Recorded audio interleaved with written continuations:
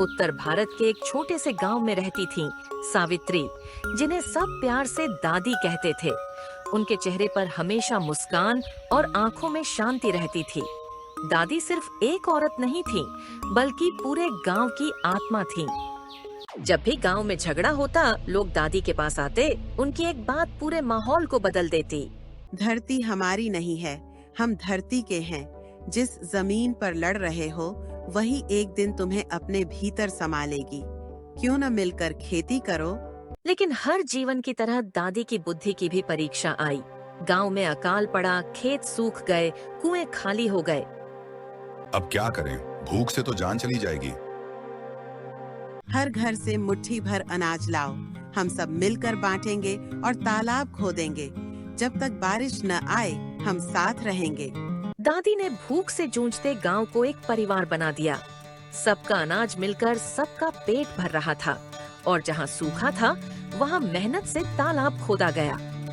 जल्दी ही आसमान ने भी दादी की मेहनत को सलाम किया और गांव खुशहाल हो गया। लेकिन मुश्किलें यहीं खत्म नहीं हुईं। एक व्यापारी आया जो किसानों को लालच देकर कर्ज के जाल में फंसाना चाहता था। मैं तुम्हें बीज दूंगा, लेकिन 2 गुना लौटाना होगा। किसान सोच विचार करते हैं और दादी की सलाह लेने का फैसला करते हैं। दादी को वह पूरी बात समझाते हैं। इसी में दादी कहती है, किसी भी रिश्ते की नींव विश्वास पर टिकती है। धोखे से शुरुआत होगी तो अंत केवल नुकसान का होगा। अपनी आजादी मत बेचो। दादी की एक बात ने गांव को बचा लिया। किसान व्यापारी को भगा देते हैं। रोज की तरह एक दिन बच्चे दादी के पास बैठे थे। वे दादी से सवाल पूछते हैं। दादी, आपको इतना ज्ञान कहाँ से मिला? पुस्तकें बहुत कुछ सिखाती हैं, लेकिन असली ज्ञान तो जीवन की गलतियों से मिलता है। गलतियों से हमेशा सीखना चाहिए। दादी का हर उत्तर बच्चों के मन में गहरी छाप छोड़ता। वे सिर्फ दादी की गोद में नहीं, बल्कि उनके विचारों में पलते थे। समय बीतता गया। दादी बूढ़ी हो गईं, लेकिन उनकी आंखों की चमक वैसी ही रही। एक दिन उन्होंने गांव को अपना आखिरी संदेश दिया। सबसे बड़ा सुख निस्वार्थ सेवा में है। अगर इंसान अपने स्वार्थ से ऊपर उठ जाए, तो वही सच्चा इंसान है।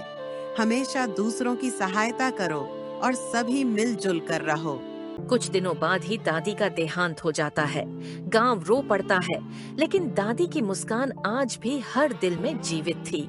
दादी कहती थी, सच्चा इंसान वही है जो दूसरों की भलाई में जिए। दादी की बातें अभी भी सभी गांव वालों को प्रेरणा देती हैं।